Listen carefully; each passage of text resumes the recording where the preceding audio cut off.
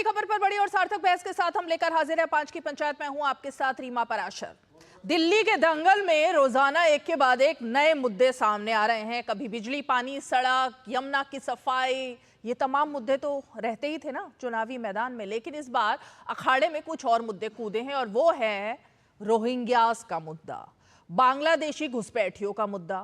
अब अरविंद केजरीवाल कह रहे हैं कि भाई जो पूर्वांचल के लोग हैं उनको रोहिंग्या बताकर उनका कार्ड काटा जा रहा है, लेकिन बीजेपी ने सीधे सीधे देशद्रोह जैसे शब्दों का इस्तेमाल कर दिया। उनका कहना है कि बिजली, पानी, तमाम जो सुविधाएं हैं वो रोहिंग्यास को किसने मुहैया कराई? आम आदमी पार्टी की सरकार ने।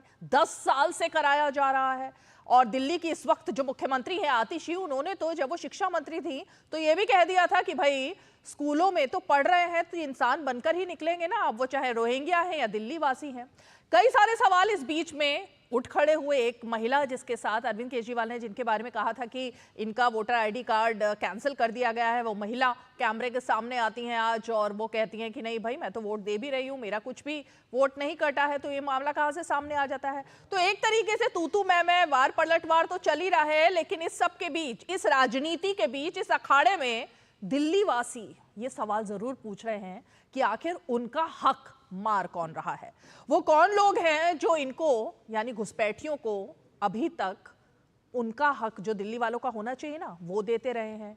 उनके हक की बिजली मिलती रही है, उनके हक का पानी मिलता रहा है, उनके हक की सारी तमाम सुविधाएं इनको मिलती रही हैं क्योंकि वोट चाहिए। अब ये वोटर आखिर किसके हैं?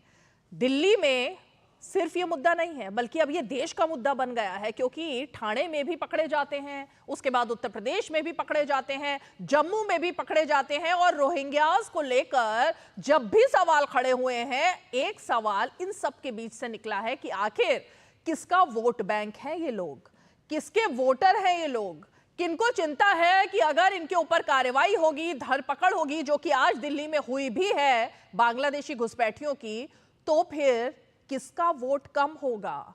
आज जरा इसी सवाल का जवाब तलाशने की कोशिश करेंगे, क्योंकि यह सवाल दिल्ली वासियों का सवाल है, दिल्ली वालों का सवाल है, और वो जानना चाहते हैं कि उनका हक आखिर वोट के लिए कौन मार रहा है और कौन है जो उनका हक इन सबको दे रहा है। तो आज जरा इसी पर चर्चा करेंगे, खास मेहमान जुड़ेंगे, लेकिन सबसे पहले तस्वीरें और बयान जिनकी वजह से आज ये मुद्दा चर्चा में है।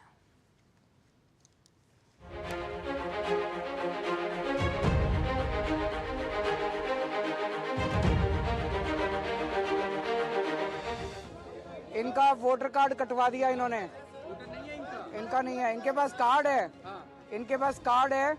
और ये बीजेपी वाले बोलते हैं ये रोहिंग्या हैं, ये रोहिंग्या हैं। मनी इनका नाम है, इनके पिताजी चंद्रा इनका नाम है, एम रघु इनके पिताजी का नाम है। हम बनवा देंगे आपका, अभी बनवा देते हैं आपका।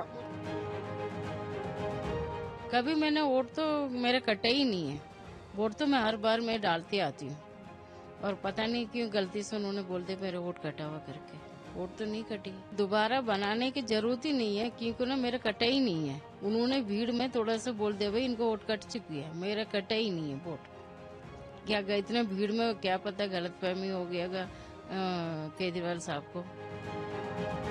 साउथ डिस्ट्रिक्ट ने जो बांग्लादेशी इलीगल इमिग्रेंट्स हैं उनके खिलाफ मुहिम चलाई थी, उसमें 4 सस्पेक्ट लोग हमारे एक मर्डर केस में वांटेड थे, उनको पकड़ा गया, उनसे पूछताछ की गई तो मालूम चला ये लोग बांग्लादेश से आए थे। ये लोग लास्ट ईयर बांग्लादेश में फर्जी आईडी लेके घुस जाते हैं, इंडिया में एंटर करें। ये लोग जंगल के रास्ते इंडिया एंटर करते हैं, फिर वहाँ पे नियरेस्ट टाउन जाके इनको एक सेंटो शेख हमारा जो आदमी था, जिनके एजेंट वहाँ पे पैसा पकड़ाते हैं और एक फर्जी सिम कार्ड देते हैं, साथ ही साथ एक फर्जी आधार कार्ड भी देते हैं। उससे ये लोग ट्रैवल करते हुए दिल्ली पहुँचते हैं। दिल्ली आके ये आधार कार्ड में जो फर्जी बर्थ सर्टिफिकेट वाला नेटवर्क है, उससे नकली बर्थ सर्टिफिकेट बना के आधार कार्ड अपने नाम से बनवा लेते हैं प्रॉपरली। मैं समझता हूं इन लोगों के ऊपर देशद्रोह का आरोप चलना चाहिए, इन लोगों के ऊपर देशद्रोह का केस चलना चाहिए, और ऐसे लोगों को कहीं से भी नहीं बख्शा जाना चाहिए। ये ट्वीट बताता है कि बकरवाला में EWS के फ्लैट्स में रोहिंग्या इलीगल इमिग्रेंट्स को बसाना भारतीय जनता पार्टी शासित केंद्र सरकार का एक कॉन्शियस डिसीजन था, एक सोचा समझा फैसला था। अगर एक राजनीतिक दल है जिसको आपत्ति होती है जब अवैध यानी फेक वोटर्स का नाम कटता है, जब रोहिंग्याज और बांग्लादेशीज का नाम इलेक्टोरल रोल से कटता है, तो वो है आम आदमी पार्टी। कोई सीधा दिल्ली में प्रवेश कर ही नहीं सकता, उसको बहुत सारे स्टेट्स एंटर करके दिल्ली आना होगा। सीधे तौर पे internal border security, external border security Amit Shah ji की जिम्मेदारी है। सीधे तौर पे हरदीप पुरी जी ने उनको दिल्ली में बसाया है। कहीं ना कहीं दिल्ली सरकार की मिली भगत है, वह रोहिंग्या और बांग्लादेशियों के वोट के चलते हुए उनके fake voter card, ID card बनवाने में उनका साथ दे रही है।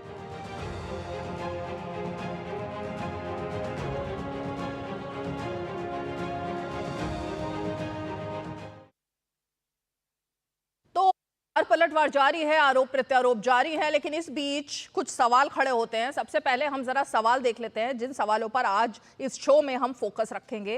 पहला सवाल जो खड़ा होता है कि आखिर देश की राजधानी तक कैसे पहुंचे हैं ये बांग्लादेशी घुसपैठी, ये सवाल है जो कि सुरक्षा के लिए नासूर बन गए हैं।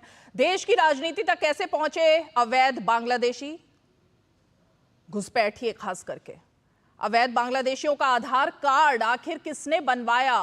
20-20 रुपए में ये आधार कार्ड बनते थे।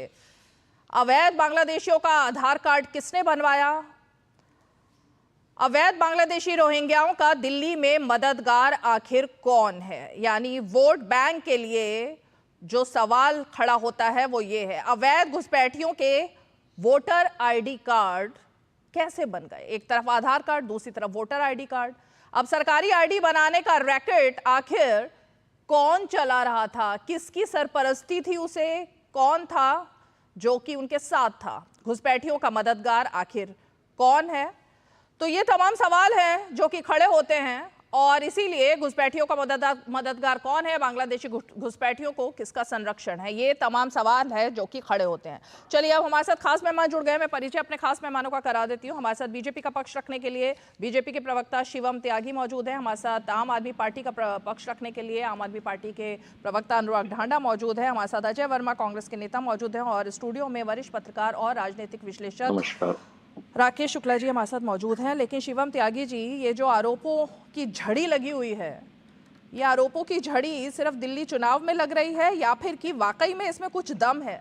क्योंकि आम आदमी पार्टी तो कह रही है कि भाई सरकार किसकी है, केंद्र में आखिर शासन कौन चला रहा है? रीमा जी, केंद्र में सरकार हम चला रहे हैं, पिछले 10 साल से चला रहे हैं, अगले 5 साल और चलाने वाले हैं और जाहिर है बेहद सक्सेसफुल चला रहे हैं। जिस तरीके से चीजें रोहिंग्या को लेकर हैं, मैं मानता हूं कि अगर जो भी व्यक्ति इस देश में रहता है और राजनीति से राब्ता रखता है वो अच्छे तरीके से जानता है। घुसे हुए हो जो अगले 5 साल और चलाओगे। अजय वर्मा, बीच में रनिंग कमेंट्री आप नहीं करेंगे, आपने मतलब आदत सी बना लिया। अभी जिनके ऊपर मैं गई हूँ वो जवाब देंगे, फिर जिसके पास आऊंगी वो जवाब देंगे।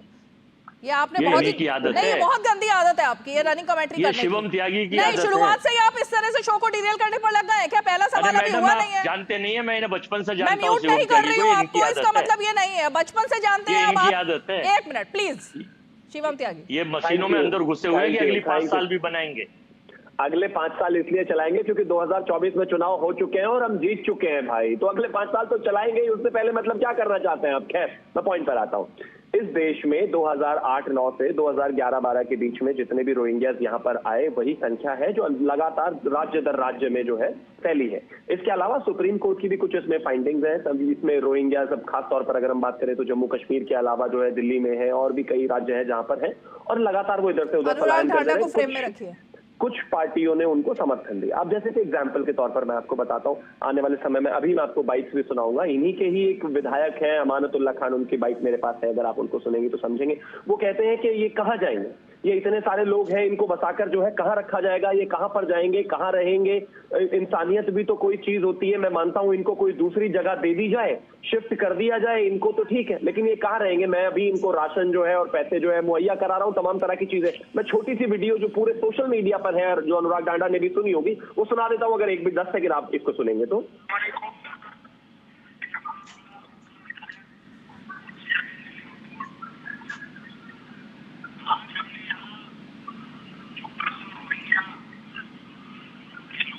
शिवम, सुनाई इसकी नहीं दे आवाज रहा बिल्कुल रीमा जी। सुनाई नहीं दे रही, कुछ समझ नहीं आ रहा, आप क्या सुना रहे हो, कुछ समझ नहीं आ रहा।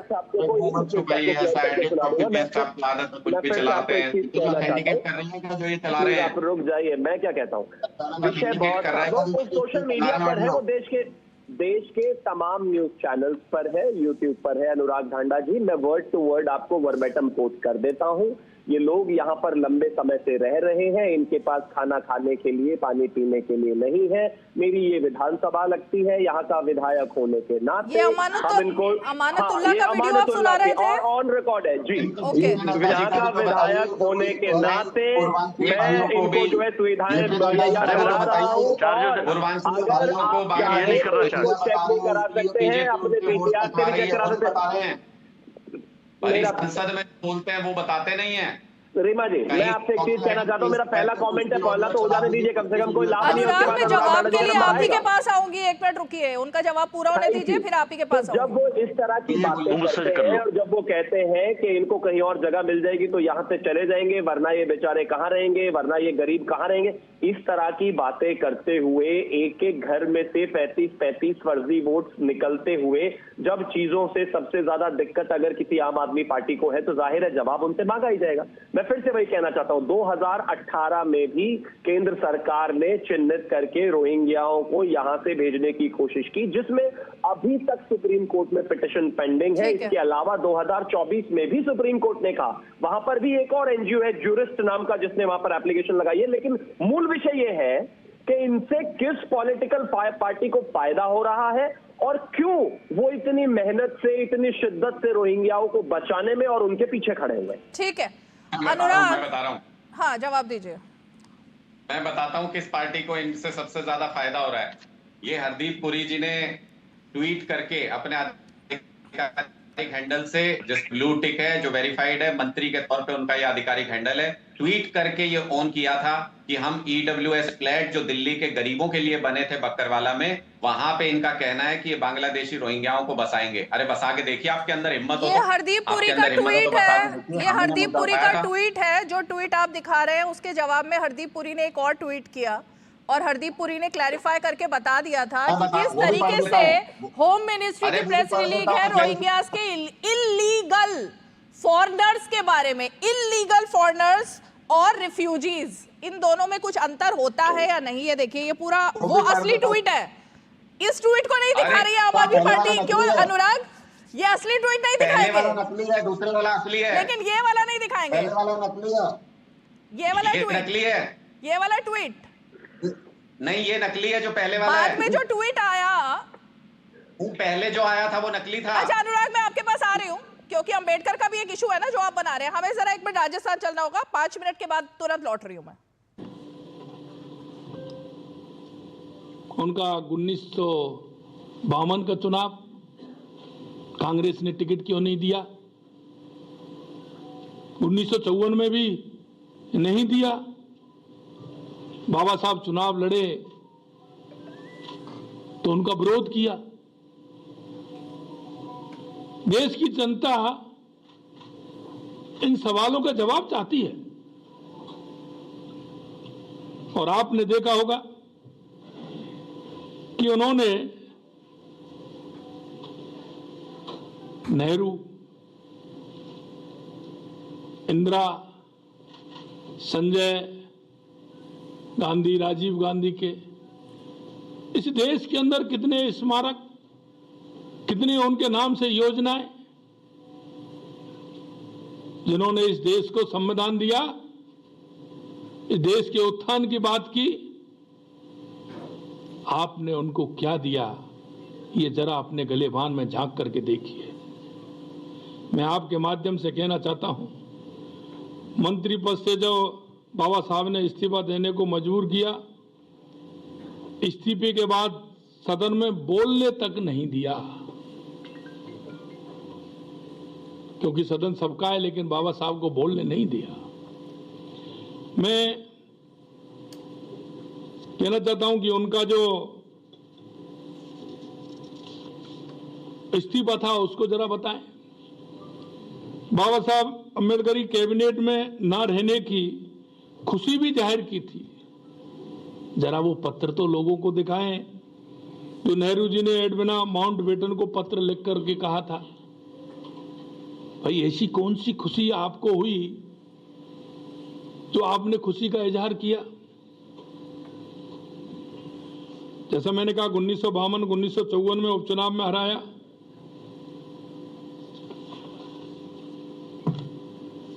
कांग्रेस पार्टी इतने दिन तक शासन में रही, बाबा साहब को भारत रत्न तक नहीं दिया। जरा उसका भी खुलासा करें। अगर भारत रत्न दिया तो हमारे पूर्व प्रधानमंत्री अटल बिहारी वाजपेयी जी इस सरकार में शामिल थे और माननीय अटल बिहारी वाजपेयी जी ने बाबा साहब को भारत रत्न दिलाने का काम किया। मैं आपसे कहना चाहता हूं, हमारे देश के यशस्वी प्रधानमंत्री नरेंद्र मोदी जी ने सरकार आई तो दिल्ली में अंबेडकर सेंटर बना करके तैयार किया। लंदन में जहां बाबा साहब रहते थे उनकी स्मृति में, उनके जो निवास स्थान है उसकी स्मृति में वहां अंबेडकर हाउस बनाने का काम किया, अंबेडकर स्मृति बनाने का काम किया। और मुझे सौभाग्य मिला कि मैं अब की बार जब लंदन गया तो बाबा साहब के उस स्मृति पर जाने का मौका मिला और मैंने वहां श्रद्धांजलि अर्पित की। मैं आपसे कहना चाहता हूं, बाबा साहब का एक भी स्मारक कांग्रेस ने नहीं बनाया। पंच तीर्थों का निर्माण देश के यशस्वी प्रधानमंत्री नरेंद्र मोदी जी ने किए, जबकि पूरे देश भर में, जैसा मैंने आपको बताया, नेहरू, इंदिरा गांधी, संजय गांधी, राजीव गांधी के नाम से सैकड़ों स्मारक, अस्पताल, सड़कों के नाम रख दिए गए। आज वो किस तरह से ढिंढोरा पीट रहे हैं। भाई, आपको देश की जनता ने नकार दिया। आप देश की जनता के साथ आपने कितना धोखा किया। कांग्रेस ने हमेशा झूठ और लूट का सहारा लिया। कांग्रेस ने हमेशा जाति धर्म की राजनीति की। कांग्रेस ने हमेशा भ्रष्टाचार की राजनीति की। मैं कहना चाहता हूं, आपने देखा होगा संसद के अंदर किस तरह से राहुल गांधी ने धक्का मुक्की कर सांसदों को गिरा दिया। मान सकते हैं आप युवा हैं, लेकिन उन सांसदों को किस तरह से आपने गिराया, उनको किस तरह से बेइज्जत किया, महिलाओं को बेइज्जत करने का काम किया। मैं कांग्रेस पार्टी से इतना कहना चाहता हूं कि वो कुछ तो शर्म करें। देश के का संविधान जिन्होंने, सामाजिक अधिकार जिन्होंने सशक्त बनाने का काम किया, आप उनके नाम से जिस तरह से काम कर रहे हैं ये ठीक नहीं है। और इसमें अगर आपको करना है तो बाबा साहब देश के महानायक हैं, उनको बीच में लाने की कहां आवश्यकता पड़ रही है। लेकिन जिस तरह से कांग्रेस कर रही है, तोड़ मरोड़ करके, माननीय हमारे गृह मंत्री जी के उस भाषण को किस तरह से कर रही है, आपने भी देखा होगा, उससे पहले भी देखा होगा, बाद में भी देखा होगा। लेकिन मैं कहना चाहता हूं कि एक छोटे से अंश को प्रेरित करना ये सर्वनाक बात है। मैं इतना कहना चाहता हूं कि कांग्रेस जिस तरह से, क्योंकि उसके पास कोई मुद्दा नहीं है, कांग्रेस ने कभी देश के विकास की बात नहीं की, अंतिम पंक्ति में खड़े व्यक्ति की बात नहीं की। कांग्रेस हमेशा बात करती है तो जैसा मैंने कहा, झूठ और लूट और भ्रष्टाचार की बात करती है। और एक इनकी आदत में आ गया है, कांग्रेस बिना सत्ता के नहीं रह सकती, सत्ता लोलुप है। एन केन प्रकार वो सत्ता को काबिज भी रहना चाहती है और सत्ता के बिना नहीं रह सकती। उसका अंदर का बड़ा दर्द है, क्योंकि उन्होंने जिस तरह से सत्ता का दुरुपयोग किया है, देश की जनता ने उसका जवाब उनको दिया है। चलिए, तो ये देश भर में आज बीजेपी की तरफ से 5 मुख्यमंत्री जो है वो प्रेस कॉन्फ्रेंस कर रहे हैं आज अंबेडकर के मुद्दे पर खासकर जो बात की गई। लेकिन जरा मैं अपने मेहमानों का दोबारा से रुख करती हूँ। हमारे साथ अनुराग ढांडा, शिवम त्यागी, अजय वर्मा और राकेश शुक्ला जी जुड़े हुए हैं। अनुराग ढांडा, आपसे चर्चा चल रही थी जिस वक्त ये ब्रेक लेना पड़ा मुझे प्रेस कॉन्फ्रेंस के लिए। आप कंटिन्यू कीजिए। एक ट्वीट आपने दिखाया, एक ट्वीट मैंने दिखाया, अब बताइए। अनुराग ढांडा, आवाज आ रही है? आई थिंक उनका फ्रेम फ्रीज हुआ है। अनुराग ढांडा, आपका फ्रेम फ्रीज हुआ है। मैं चाहूंगी आप लौट करके वापस आए। शिवम त्यागी तब तक जवाब देंगे। काफी ठंड है। हाँ, मैं फिर से वही कहना चाहता हूँ, जो आपने ट्वीट दिखाया या फिर जो यहाँ पर दिखाया गया, उस ट्वीट में साफ कहा गया है कि जो रिफ्यूजी स्टेटस के लोग हैं, और क्लैरिफिकेशन हुई कि वहां पे अगर किसी तरह की कोई परेशानी है या फिर किसी को समझने या बताने में, या फिर आम आदमी पार्टी जो है अगर ये कोशिश करती है कि किसी भी तरीके से जनता को कंफ्यूज किया जाए, तो जो रिफ्यूजी स्टेटस के साथ यहाँ पर इस देश में रहते हैं उनको फ्लैट की सुविधा की बात की गई। मैं फिर से पॉइंट पर आता हूँ। अगर किसी को खास तौर पर रोहिंग्याओं से प्रेम नहीं है, तो चाहे वो फर्जी वोट्स बने होने की विषय रहा हो, चाहे वो कोर्ट्स में मामला रहा हो, उनके लिए बड़े बड़े वकील खड़ा करना रहा हो, चाहे ऐसी तमाम चीजें रही हो, या फिर एक और चीज मैं छोटा सा इसको रेफरेंस में लाना चाहता हूं, जिस तरीके से इस देश में परसिक्यूटेड माइनॉरिटीज को लाने की जब बात हो रही थी, वहां पर भी जब खास तौर पर मुस्लिम करने का एक एजेंडा चलाने की बात हुई थी, उसमें भी केजरीवाल थे। आज हर जगह तुष्टीकरण में, चाहे इस देश में नेशनल सिक्योरिटी का विषय हो जाए, चाहे इस देश में जो है जितने भी इलीगल चीजें हैं, जितने भी इलीगल काम है, उनको बढ़ाने में रोहिंग्यास की बात आ जाए, जहां पर भी रोहिंग्यास की बात आती है, इस तरीके से इतना डेस्परेट क्यों बाकी पार्टीज हो जाती है? और इस पर सीधा जवाब दें। अगर वो इनके वोटर हैं और इस तरह की चीजें हैं तो खुलकर बोले कि भाई अजय वर्मा जी, ये जो वोटर है, ये क्या सिर्फ आम आदमी पार्टी के वोटर है या कांग्रेस के भी इनमें कुछ वोटर है? ये तो भाई भाई है। रीमा जी, हाँ रीमा जी, देखिए, जो स्पष्टीकरण एक ट्वीट का आप दे रहे थे, उसके लिए तो शिवम त्यागी ऑथराइज बैठे हैं। जब आप सहयोग में आ जाते हैं तो थोड़ा सुन तो लिया करें। आप पहले आप बेचैन मत हुआ करें। मैं तो पक चुकी हूँ आपकी बातें सुन के, पता नहीं क्यों बार बार आप वही रिपीट करते हो। कुछ नई बात नहीं होती आपके पिटारे में, कोई नई बात नहीं करनी होती आपको। वही रिपीट, वही गोल चक्कर, वही जलेबी चलती रहती है। हर बार मैं एक सवाल लेकर आपके पास आती हूँ कि कुछ नया आज आप बोलोगे, लेकिन आपके पास वही बातें होती है हमेशा ले देकर। अजय वर्मा, नहीं, आप सुन लीजिए। जब संवैधानिक पद पे बैठे लोग गलत बोलते हैं, या तो टेलीप्रॉम्प्टर हट गया होगा। अभी वो जो प्रेस कॉन्फ्रेंस कर रहे थे, उन्होंने 2 बात गलत करी। एक तो वो गिलेवान को कह रहे थे गिलेवान, ये सुधार करें, मुख्यमंत्री हैं, सही है। दिल्ली में दूसरा वो कह रहे थे घुसपैठियों पर चर्चा है आज इस शो में। नहीं, अरे पहले सुन लीजिए। घुसपैठियों पर चर्चा है, बीच में दिखवा रही हैं, प्लीज वापस आइए। बीच में दिखवा रही हैं डिबेट, आप बीच में दिखवा रही हैं। चर्चा घुसपैठ, जाना था जापान, पहुंच गई चीन आप भी। दूसरा, उन्होंने कहा कि 52 से चुनाव हरवाया 54 का। उनकी जानकारी और आपकी जानकारी किताब खोल के देखें, ट्विटर में शिवम त्यागी खोलें कि 52 से 56 तक बॉम्बे से राज्यसभा के सांसद राज्यसभा से रहे थे बाबा साहब अम्बेडकर। झूठ की किताब उन्हें कम से कम सही, टेलीप्रॉम्प्टर तो सही दे दिया करो। मुख्यमंत्रियों को झूठ बुलवाते हैं, अम्बेडकर अम्बेडकर अम्बेडकर अम्बेडकर अम्बेडकर। अरे इतना नाम भगवान का ले लेते तो स्वर्ग मिल जाता। किस तरह से बेइज्जत और अपमानित करने का काम देश के गृह मंत्री ने गृह मंत्री की कुर्सी पर रहकर किया। बाबा साहब को अपमान किया है कि जनता ये 85% लोग छोड़ेंगे नहीं, ना भूलेंगे, मौके पे जवाब घुसपैठियों पे आएंगे। अब घुसपैठियों पे आ जाइए। हाँ। अब घुसपैठियों पे आ जाइए। देखिए, घुसपैठिए जो है वो कोई भी हो, ये मोदी जी के लाडले हैं और इनके बहुत प्रिय हैं।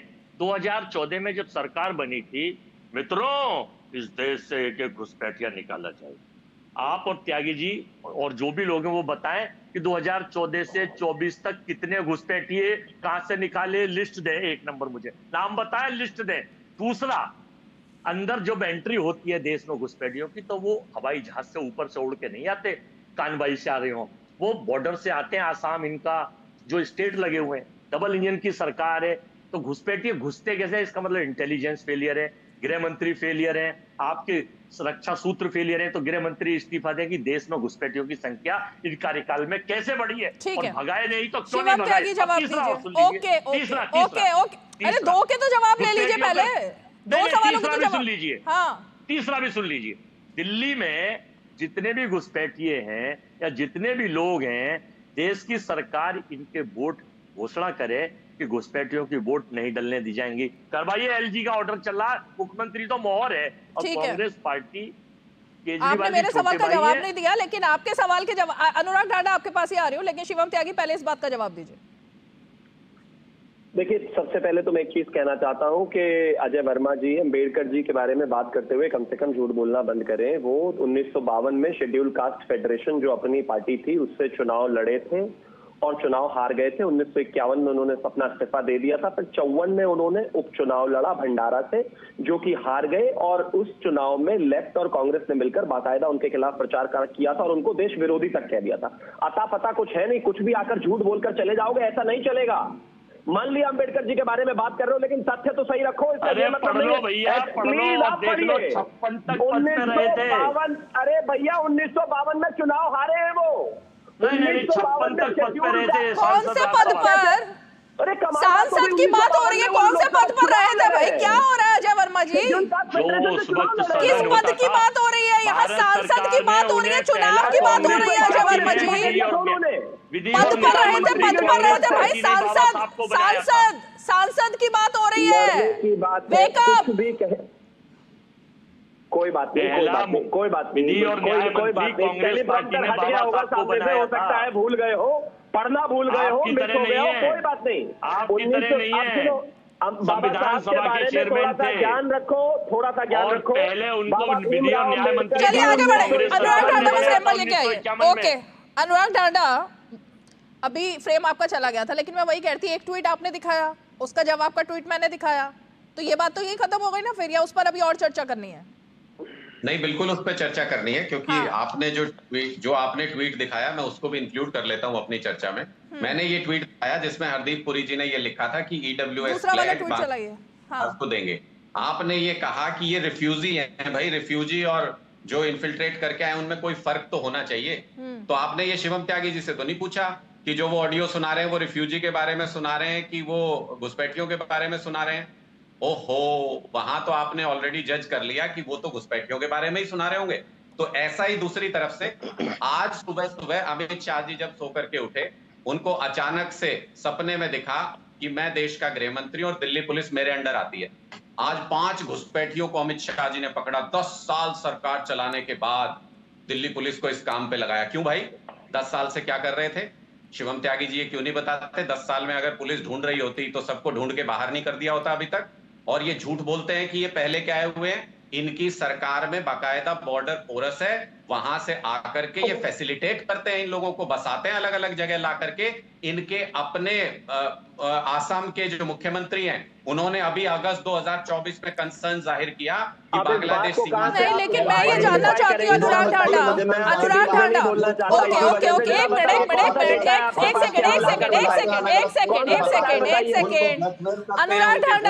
अनुराग ढांडा, मैं ये जानना चाहती हूँ कि आपको नहीं लगता है कि आप आधी अधूरी जानकारी देकर जनता को मिसगाइड कर रहे हैं?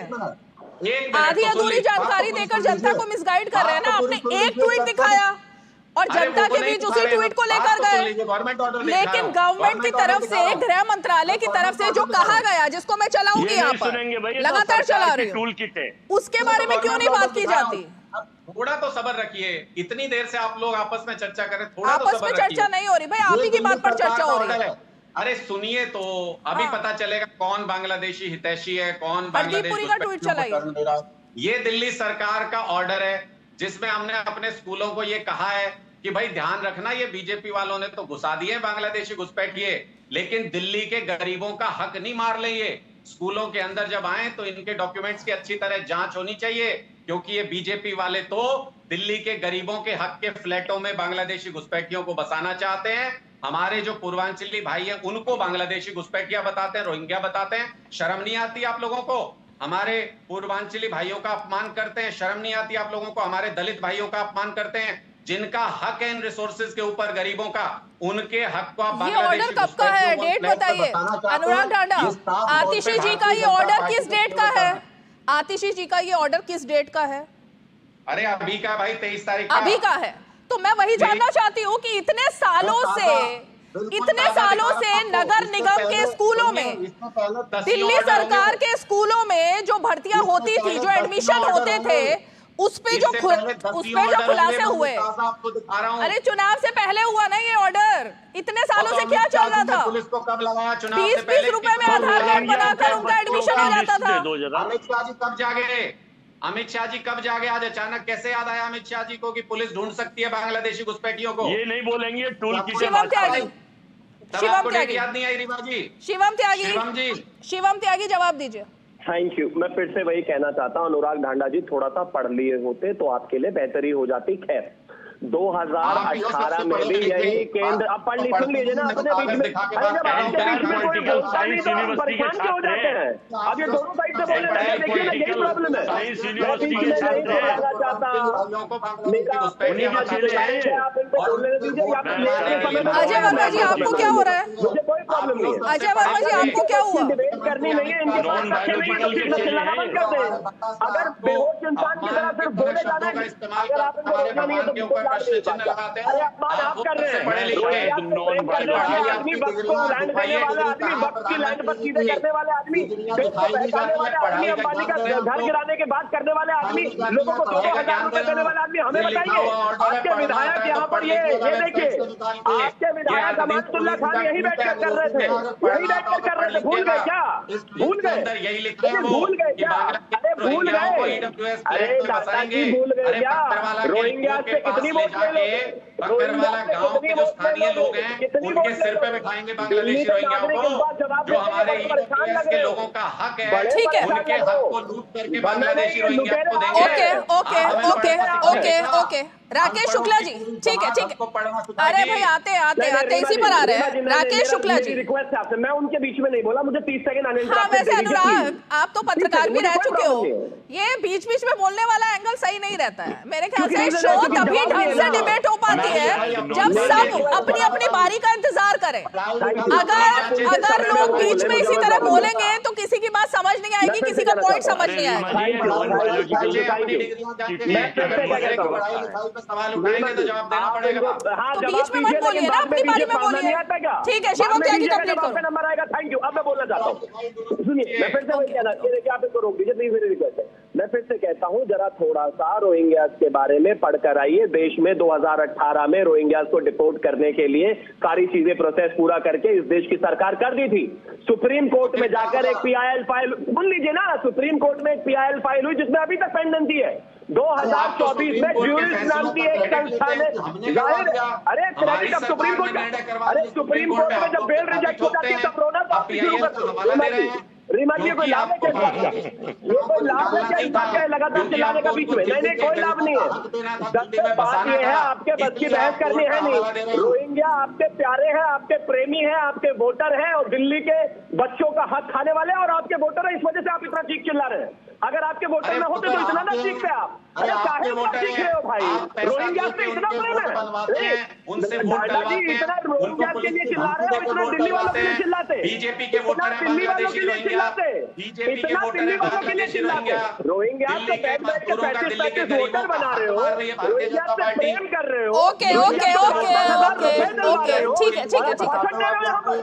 ठीक है राकेश शुक्ला जी, ये जो बहस है आखिर ये वोटर किसके हैं, और ये जो बात यहाँ अनुराग ढांडा ने बताई, मतलब सुप्रीम कोर्ट में सरकार की तरफ से कुछ कहा गया, मतलब रोहिंग्या के बारे में। अब विदेशी घुसपैठिए और शरणार्थी, इन दोनों में अंतर तो साफ है और सबको समझ में भी आता है, तो फिर डिबेट किस चीज़ की है ये?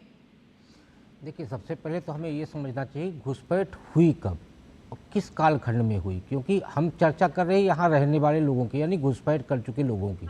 तो पहले सीमावर्ती क्षेत्र में चलते हैं। 2000 में केंद्रीय गृह मंत्री को सीमा सुरक्षा बल की तरफ से एक रिपोर्ट दी गई और उसमें कहा गया कि देश में अभी तक 1.5 करोड़ घुसपैठिए आ चुके हैं।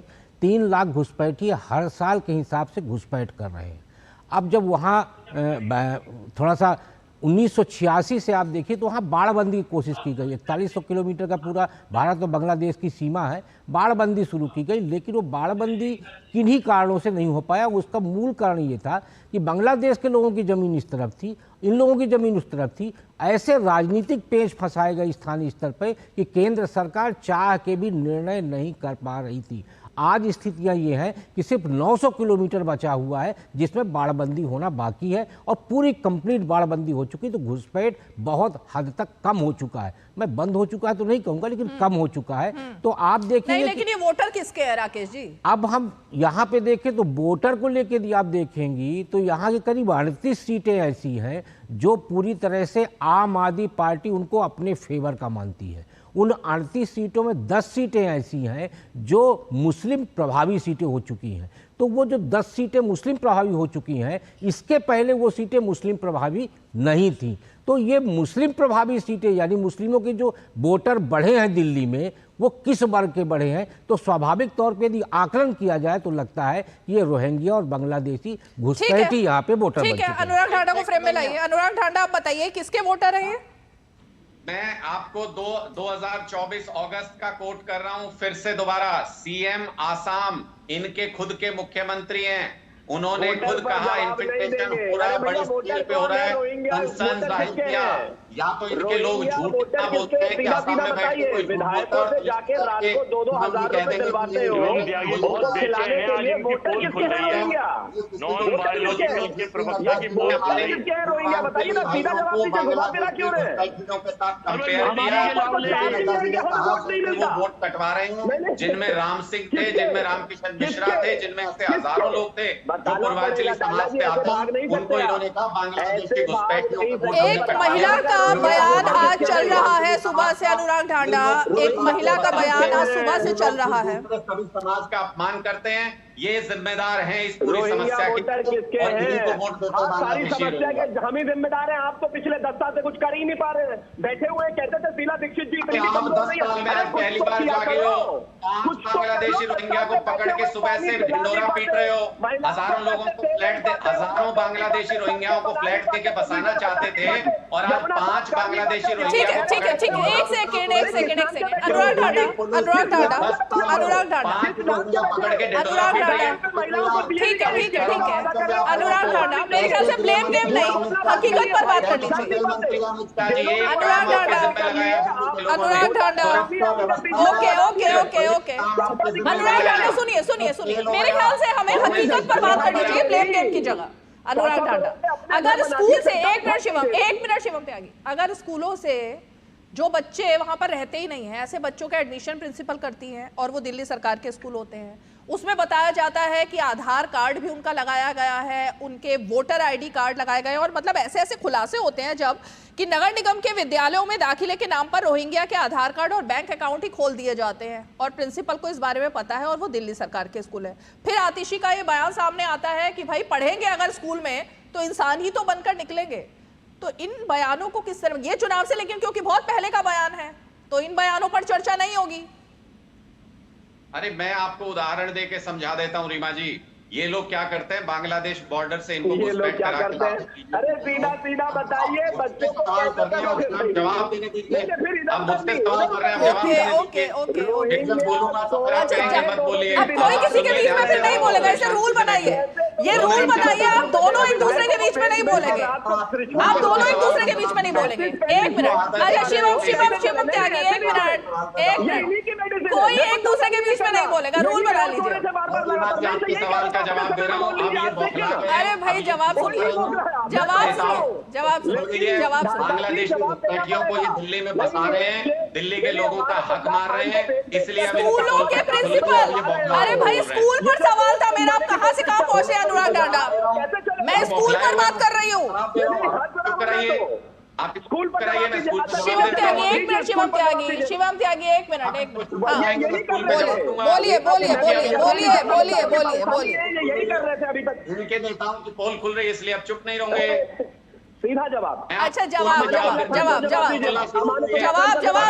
एक मिनट भाई, गलत तरीका है, गलत तरीका है, गलत तरीका है।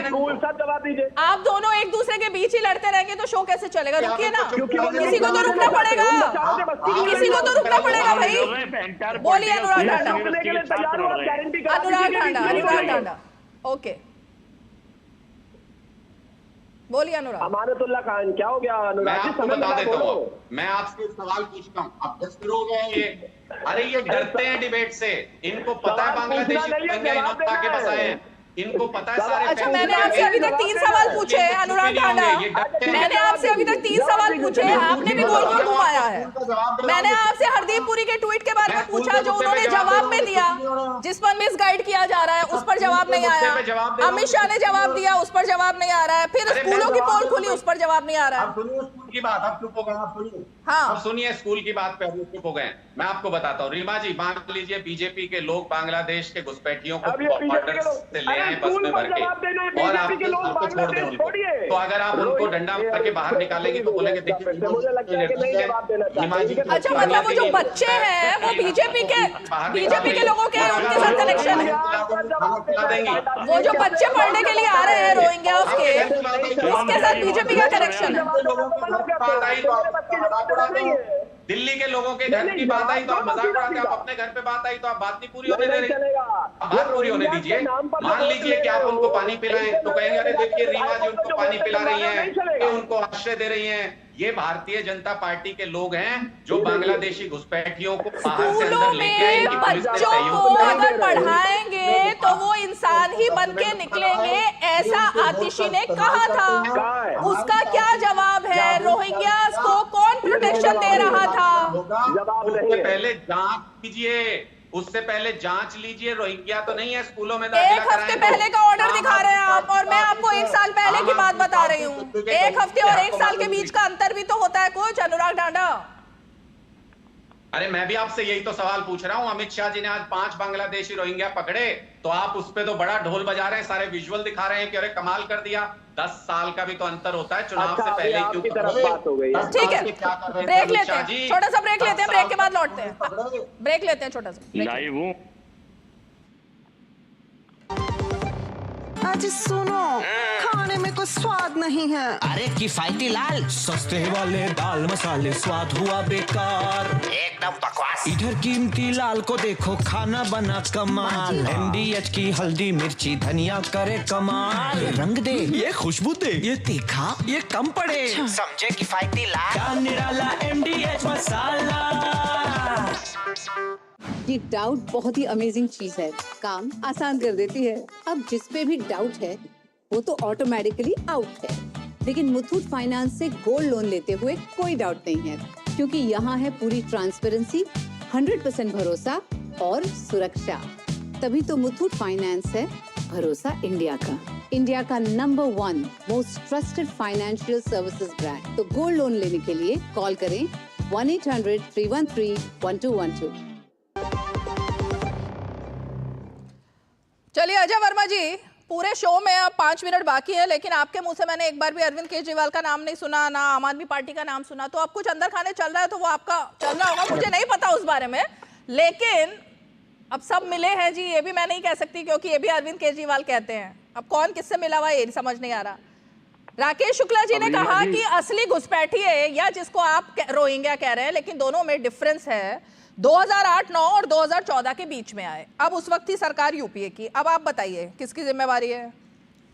अब रीमा जी, या तो आप जो लिख के आप मुझे दे देंगे, मैं पढ़ दिया करूंगा अगर आप ये चाहें तो। 2000 राकेश शुक्ला जी ने कहा था 2000 में 1.5 करोड़, सन 2000 में 1.5 करोड़ 3 लाख घुस रहे थे, तो 2000 में अटल जी की सरकार थी, सरकार इनकी थी। अब आप आगे सुन लीजिए।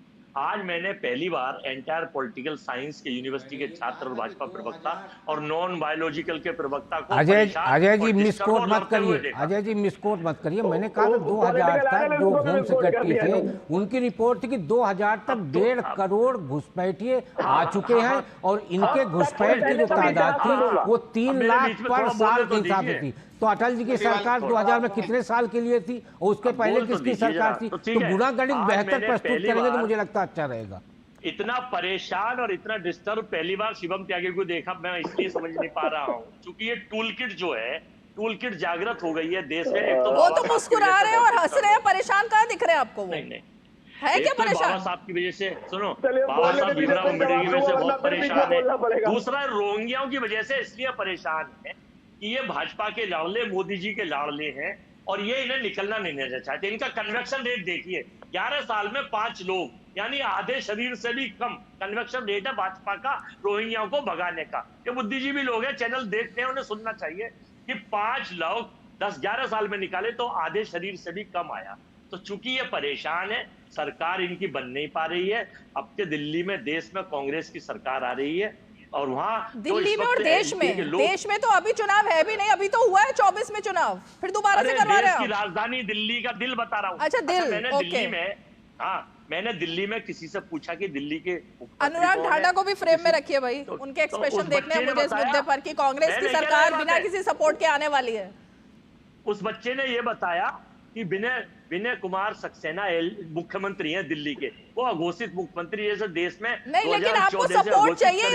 अरे सुनिए ना, मैंने कल भी पूछा था आपसे, आपको सपोर्ट इसके लिए चाहिए या पूरी सीटें आएंगी ये बहुमत में, मतलब कांग्रेस आएगी अकेले? देखो, हमारा गठबंधन साथ है, वो चाहेंगे तो हम सबका कहाँ है गठबंधन? हमारा सब साथ है, हमारा सब दिलों में गठबंधन है। भाजपा की तरह सबका साथ, सबका विकास और सबका विनाश नहीं करते भाजपा का विकास। तो हम ये बताना चाहते हैं कि एक तो मेरे जवाब नहीं दिए इन्होंने अभी नॉन बायोलॉजिकल के प्रवक्ता ने, कि साहब कितने घुसपैठी आपने, मतलब कि आप दिल्ली में आपका जो दुश्मन है वो सिर्फ और सिर्फ बीजेपी है, आम आदमी पार्टी के खिलाफ आप लोग कोई मोर्चा नहीं खोलेंगे दिल्ली में, ये कहने का मतलब है? देखिए, आप समझे नहीं, सरकार हमारी आ रही है, हमारा गठबंधन मिलकर तो लड़ेगा। किसके खिलाफ चुनाव लड़ेंगे वही तो जानना चाहती हूँ भाई अजय वर्मा जी। किसी के खिलाफ जाकर तो वोट मांगेंगे ना। सरकारों के खिलाफ चुनाव लड़ेंगे, बड़े तो आम आदमी पार्टी की सरकार है दिल्ली में। कहा दिल्ली में है सरकार? कहा एलजी साहब? हम तो एलजी के खिलाफ आप कैंपेन चलाएंगे, मतलब अरविंद केजरीवाल के खिलाफ नहीं, एलजी के खिलाफ? वो एक ही बात है। सरकार तो गृह मंत्रालय अजय जी के हिसाब से तो आम आदमी पार्टी के सामने कांग्रेस ने सरेंडर कर दिया है बिना गठबंधन के ही। अनुराग ठाडा चल रहे हैं, हमारे 21 टिकट डिक्लेयर हो गए, बाकी अभी डिक्लेयर हो जाएंगे, हम सब पे लड़ो। ओके, इसमें मैं बस इतना ही कहना चाहता हूं, क्यों पड़े हो चक्कर में, कोई नहीं है टक्कर में। दिल्ली के लोगों को अरविंद केजरीवाल का काम बहुत पसंद आ रहा है। भारतीय जनता पार्टी से अमित शाह जी भी, मोदी जी भी गली गली प्रचार कर चुके हैं, उसके बावजूद भी पिछली बार मुंह की खानी पड़ी थी। इस बार जैसे इन्होंने बांग्लादेशी रोहिंग्याओं का साथ दिया है, जैसे इन्होंने पूर्वांचली समाज का अपमान किया है, जैसे इन्होंने बाबा साहब अंबेडकर जी का अपमान किया है, इस बार दिल्ली के लोग इनको सबक देंगे, इनको इनकी सही जगह दिखाएंगे। इस बार ये वापस स्कूटर पार्टी बनने जा रहे हैं दिल्ली के अंदर, आप देख लीजिएगा। मैं सिर्फ ये जानना चाहती हूँ अनुराग ठाडा, आज एक महिला की बाइट बहुत ज्यादा बयान उसका चर्चा में है। वो कह रही हैं कि मेरे नाम को और मेरे चेहरे को गलत तरीके से आम आदमी पार्टी ने पेश किया, मैं तो वोट भी डाल रही हूँ और डाल के भी आई हूँ, लेकिन अरविंद केजरीवाल ने दिखाया कि मेरा तो वोटर आईडी कार्ड ही नहीं है और काट दिया गया मेरा नाम। तो ये गलत तरीके से प्रचार क्यों किया जा रहा है दिल्ली में? सुनिए, हमने एक नहीं हजारों की लिस्ट जारी की है, हजारों। तो एक महिला तो बोल रही है ना कि मैं गलत, मेरा नाम गलत है। जो लोग वही रह रहे हैं जहां पे बीजेपी के कार्यकर्ताओं ने जा जाके उनके वोट काटने के लिए एप्लीकेशन दे रखी है, बंदा है, वो वहीं रह रहे हैं। ऐसे हजारों बाइट कैमरा पे हैं। अगर एकाध आपको उसमें से कोई बहाना बना के काटपीट करनी भी है तो हटा लीजिए, बाकी 999 बाइट अभी भी वही है कि बीजेपी के वोट कटवाने का प्रयास कर रहे हैं। बीजेपी के लोग दलित और पिछड़े समाज के वोट कटवाने का प्रयास कर रहे हैं और वोट कटवा के चुनाव जीतना चाहते हैं। क्यों? एक बार ये सोचिएगा जरा, क्यों ऐसा कर रही है बीजेपी? क्योंकि अच्छे स्कूल तो ये बना नहीं सकते, अच्छे अस्पताल तो ये बना नहीं सकते, महिलाओं को बस यात्रा तो फ्री करा नहीं सकते, ये बिजली तो फ्री दे नहीं सकते, बिजली 24 घंटे दे नहीं सकते, तीर्थ यात्रा ये करा नहीं सकते। चलिए ठीक है, आप सभी खास मेहमान हमारे साथ आज 5 की पंचायत में जुड़े, मेरे पास वक्त की बात है, आप सभी जुड़े, बहुत बहुत शुक्रिया आप सभी का हमारे साथ जुड़ने के लिए। और हम जरा सीधे रायपुर लिए चलते हैं आपको, जिस मुद्दे पर आज बीजेपी के 5 मुख्यमंत्री प्रेस कॉन्फ्रेंस कर रहे हैं, उसी मुद्दे पर हम छत्तीसगढ़ चलते हैं, वहां पर। और उस संदर्भ में आज का ये बैठक था। सर 13वें से 14वें की चर्चा है और जिज्ञासा है, मंत्रिमंडल विस्तार की भी चर्चा है सर। वो सब होगा, लेकिन उसके लिए थोड़ा इंतजार करना पड़ेगा।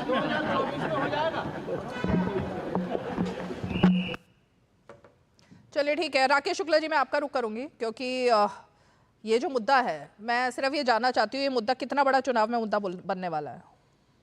नहीं, देखिए, चुनावी मुद्दा इसलिए नहीं बन सकता क्योंकि पहले कांग्रेस का संरक्षण था, अब आम आदमी पार्टी का संरक्षण है। पश्चिम बंगाल में आप देखिए, पश्चिम बंगाल में पहले लेफ्ट पार्टी इनकी संरक्षक थी बांग्लादेशी घुसपैठियों की, बाद में तृणमूल उसकी संरक्षक बन गई। तो जब तक इनको संरक्षण मिलता रहेगा तब तक ये जो घुसपैठिए हैं उनको पकड़ना, उनको बाहर निकालना कठिन है कहीं से भी। जैसे असम में हेमंत बिस्वा शर्मा जी की तरफ से एक प्रयास किया गया कि वहाँ एक चिन्हित किया जा रहा है कि किस तरीके से हमारे यहाँ जो शरणार्थी हैं और घुसपैठिए दोनों को चिन्हित किया जाए और उस हिसाब से उनके खिलाफ कार्रवाई की जाए। दिल्ली में एक छोटी सी घटना मैं याद दिलाऊंगा, आपको याद होगा जब जेएनयू में हॉस्टल की फीस बढ़ने को लेकर एक छोटा सा आंदोलन हुआ विद्यार्थियों का, और वो आंदोलन दंगे में परिवर्तित हो गया। दंगे में परिवर्तित होने के बाद उसमें किस पार्टी के विधायक और पार्षद पकड़े गए, उसमें सबसे ज़्यादा आरोपी कौन थे, उसमें पुलिस का एक जवान मारा गया, कई लोग घायल हुए, कई महिलाओं के साथ हुआ। तो ये जो तमाम ऐसे विषय हैं वो जता रहे हैं कि दिल्ली की सुरक्षा के लिए सबसे बड़ा यदि खतरा आज कोई बन रहा है वो बन रहा है घुसपैठिए, और उन घुसपैठियों को वोट के लिए पूरी तरह से धर्मनिरपेक्षता का नकाब लगा के आप संरक्षण दिया जा रहा है।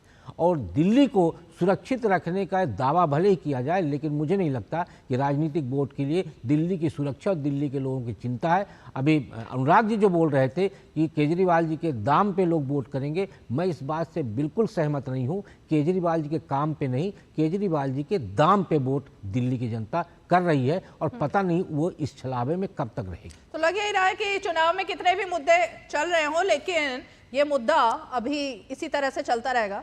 अब चलते चलते आपको जरा मध्य प्रदेश के मुख्यमंत्री भी प्रेस कॉन्फ्रेंस कर रहे हैं, वहां लिए चलते हैं। 5 की पंचायत में आज इतना ही, कल फिर होगी मुलाकात, तब तक के लिए हमें दीजिए इजाजत। दुख के साथ कहना पड़ रहा है कि बाबा साहब अम्बेडकर सदैव वंचित वर्ग, शोषित वर्ग, पीड़ित वर्ग की बात करते रहे, और जिस विषय को लेकर वो बात करते थे इसी बात का शुरू से प्रारंभ में प्रथम प्रधानमंत्री पंडित जवाहरलाल नेहरू जी ने सदैव उनके इस बात का विरोध किया, उनके साथ व्यवहार भी गलत किया।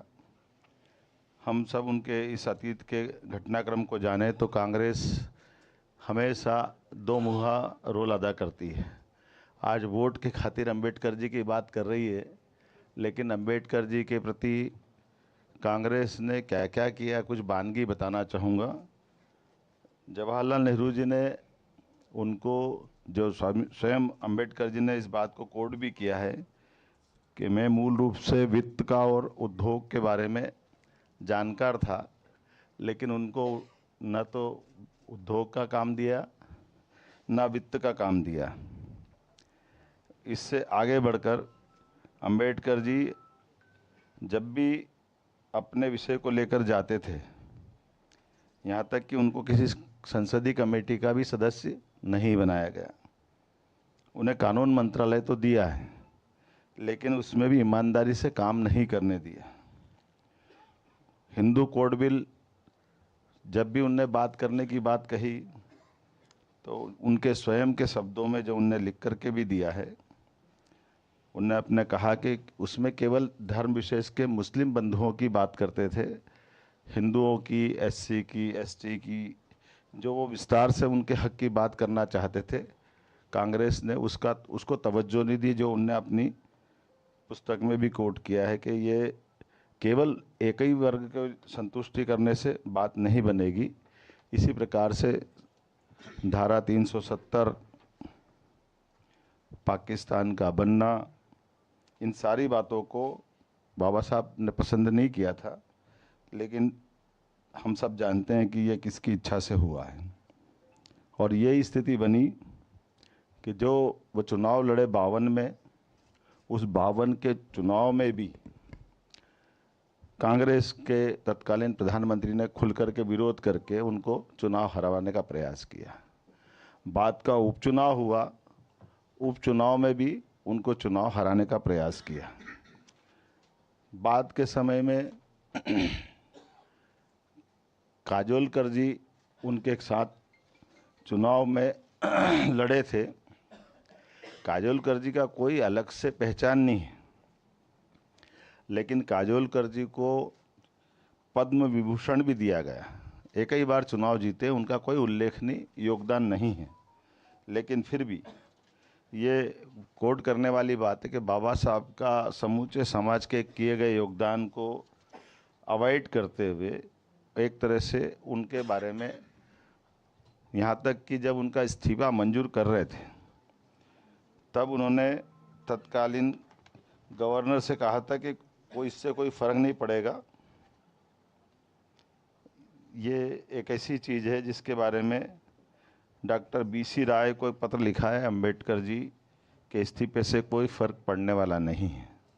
अब ये हम सब समझ सकते हैं कि जिस प्रकार से कांग्रेस ने व्यवहार किया है, अब कांग्रेस किस मुंह से ये बात कर रही है, कांग्रेस को इसका जवाब देना चाहिए। कांग्रेस ने बात के क्रम में भी, हम सब जानते हैं, अंबेडकर जी के समय पे भी और अंबेडकर जी के बाद में भी उनके स्वयं के लिए, ये तो बड़ा घोर आश्चर्य की बात है, पंडित जवाहरलाल नेहरू जी ने अपने स्वयं रहते रहते खुद को भारत रत्न दिलवाया। बाद में इंदिरा गांधी जी आई, उन्होंने भी भारत रत्न अपना उनको मिला। उनके बेटे राजीव गांधी को भी भारत रत्न मिला। बात के क्रम में आपको सबको मालूम ही है, वो तो 1991 की बात अगर याद करें, नरसिम्हा राव जी की सरकार नहीं होती तो सरदार वल्लभ भाई पटेल और अब्दुल कलाम आज़ाद, इनकी भी नेहरू जी से कम बनती थी। अगर ये होते तो कांग्रेस की सरकार होती या इनके अपने परिवार सा कोई होता तो उनके भारत रत्न उस समय भी नहीं दिया जाता। अर्थात इनकी देहावसान हुआ 50 के दशक में, 60 के दशक में, और 40 साल सरदार वल्लभ भाई पटेल को भी भारत रत्न देने में कांग्रेस के एक परिवार के बाहर की ताकत के भरोसे लगा है। अब्दुल कलाम जी का भी वही हाल हुआ है। लेकिन और आगे बढ़कर देखता हूँ तो सरदार वल्लभ भाई पटेल, अब्दुल कलाम आज़ाद, बाद के क्रम में स्वर्गीय अटल बिहारी वाजपेयी जी ने न केवल भारत रत्न दिया बाबा साहब अम्बेडकर को, यूपीए की सरकार की तुलना में एनडीए की सरकार संयुक्त दलों को सहमत करते हुए समान रूप से जिनने ऐतिहासिक काम किया और ऐसे अतीत के अंदर जिनने भी बड़ा काम किया, मुझे इस बात की प्रसन्नता है कि हमारे यशस्वी प्रधानमंत्री ने भी नेताजी सुभाष चंद्र बोस को भी भारत रत्न दिया है। और ये वो बातें हैं जिसके आधार पर अपने लिए कोई भी दल का हो, हम सब जानते हैं प्रणब मुखर्जी के प्रति भी नरेंद्र मोदी जी ने उदारतापूर्वक उनको उस पद से नवाजा है। हमारे द्वारा सरकार जब बनती है तो सरकार के लिए बड़ा मन चाहिए, और अंबेडकर जी ने तो उस समय के समाज को जोड़ करके खासकर शोषित पीड़ित वंचित वर्ग के लिए, हम सब जानते हैं कि सुंदरलाल जी पटवा हमारे ही मुख्यमंत्री थे जिन्होंने महू के डॉक्टर अंबेडकर के जन्म स्थान को स्मारक बनाने की दिशा में कदम बढ़ाया। बाद में